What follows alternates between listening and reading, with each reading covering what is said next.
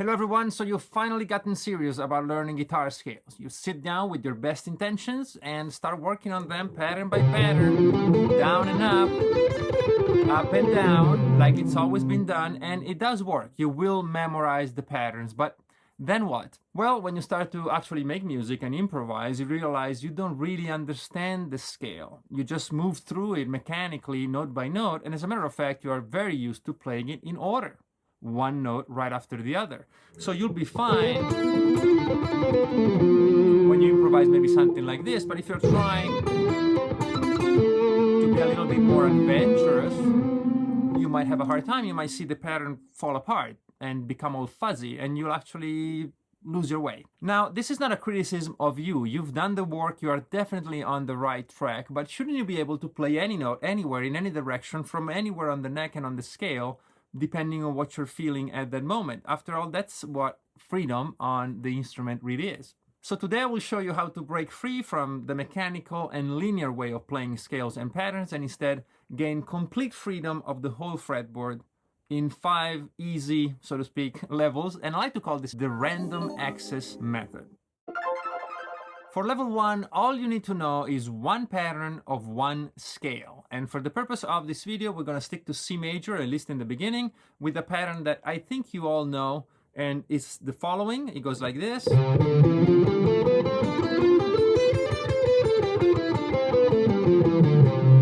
you follow the channel for a while, you might have run into this before. If you don't know it, no worries. Pause the video for a couple of minutes, get it under your fingers, and we'll continue, but this is all you need for level 1. Now on level 2, we're actually going to start to slowly break the patterns down. And for this level, all I would like to do is pick a random number, 1 to 6, and that will be your string, and then simply say up or down. Let's say, for example, you said 4 up. All that means is we're going to start the pattern on the 4th string, work our way up the scale, and then come back down. Feel free to go back to the same string you started on if you want to. If we had said instead maybe 2 down, all we do is start on the 2nd string and work our way down. And again, if you want to, come back to the same string. Now what this does is it makes you play the pattern without the benefit of actually starting it where you've always started it.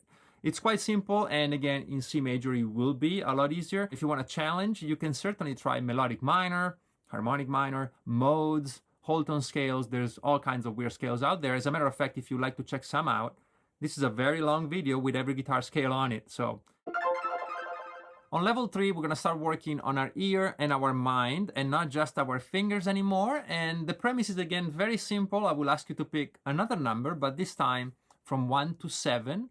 And what the number represents is the degree, the interval of the scale. So in the key of C major, if you said 5, that would be G, because G is the 5th of C major. And then you pick a G, any G, down here, up there, I don't care, and play the scale in any direction, but from that G. If I had picked this one,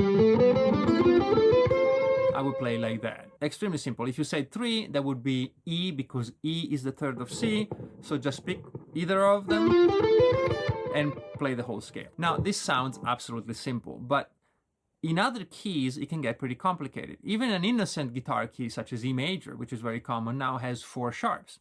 So now when you ask for the 3rd of E, you have to remember that it's G sharp, it's not G natural. That would be very wrong. And so you have to be able to find it on the fretboard and start the correct pattern in that case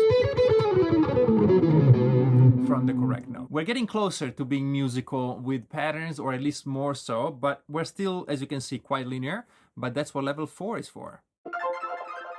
Now it's time we start making music. So we're going to take the same concept of level 3, but instead of using it to run through the scale, we'll improvise. So again, let's pick a number, 1 through 7. That's the degree of the scale. Let's stick to 3 for a second. So it was E in the key of C major. And instead of, again, playing the scale up and down, I would like you to do a little improvisation, a little phrase, a little something, a little melody that starts on E. Any E will work. Just play freely. You can even end on the same note if it makes it easier for you to see it. So I ended up on an E again. Then when I say B,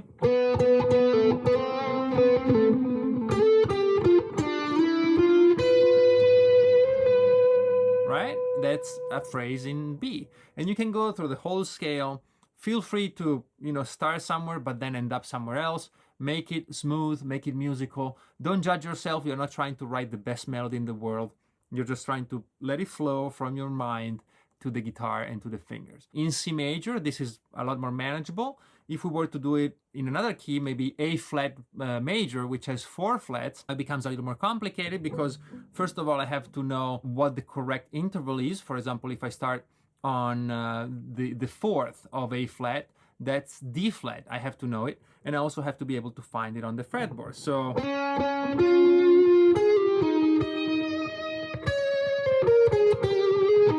now I go to the 7th, and that's G. I have to know that it's natural.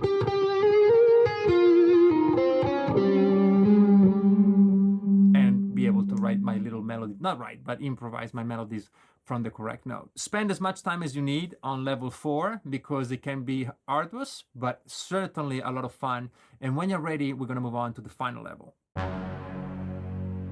Congratulations, you made it to God level, and now I want you to do the same thing you did in level 4, but this time on the entire fretboard. No more patterns, no more fingerings, nothing, just your mind, your ear, your inspiration and emotion, and your fingers. So again, you pick a number 1 to 7, but now you play freely across the whole thing. So if we went with D again with the second,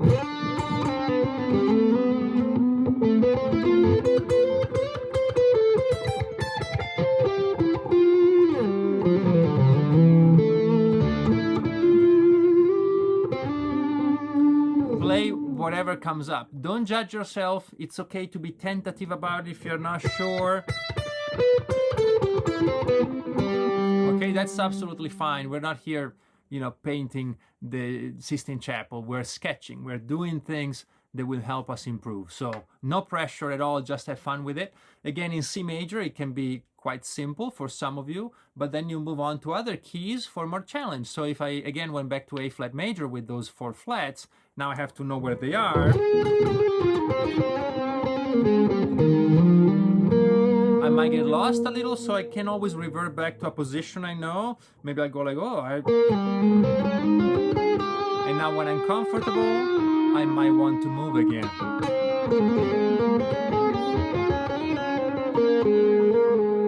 One other thing you can keep in mind is if you find yourself playing in a certain axis all the time, let's say maybe I'm playing horizontally too much, as soon as I catch myself, I will try to break it up. That could be